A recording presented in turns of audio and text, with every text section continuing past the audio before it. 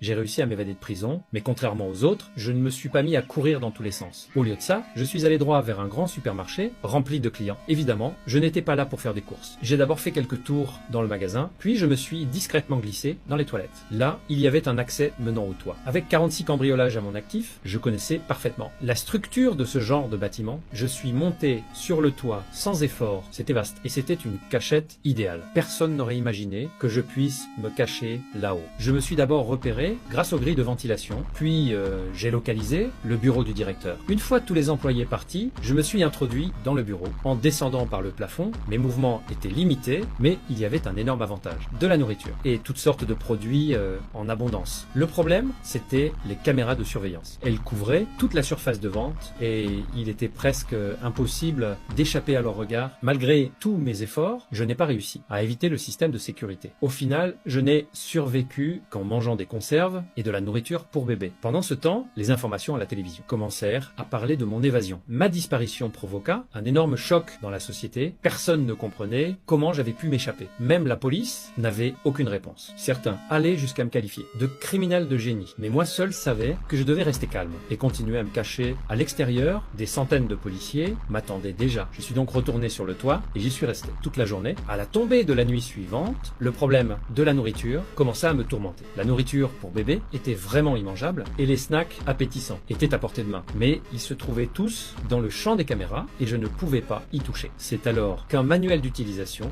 du système de surveillance attira mon attention. Je décidai d'essayer ce qui y était écrit. À ma grande surprise, je parvins à désactiver le système d'enregistrement. Rempli d'excitation, je courus vers le rayon des snacks. Je n'avais plus à me soucier d'apparaître sur les caméras. À cet instant, tout le supermarché semblait m'appartenir. Et le mieux dans tout ça, c'est que en me promenant, je découvris une autre cachette parfaite. Derrière le rayon des vélos, il y avait un espace dissimulé, oublié de tous. La couche de poussière montrait clairement que personne n'y était allé depuis très longtemps, bien qu'il soit à un pas de l'extérieur. Personne n'imaginerait qu'on puisse se cacher là. Je commençais donc à me reposer le jour et à me déplacer. Uniquement la nuit, j'en fis ma base secrète et j'organisais soigneusement toutes mes affaires. Peu à peu, je commençais à apprécier cette nouvelle vie. Et lorsque je vis un babyphone sur une étagère, une idée encore plus folle me traversa soudain l'esprit.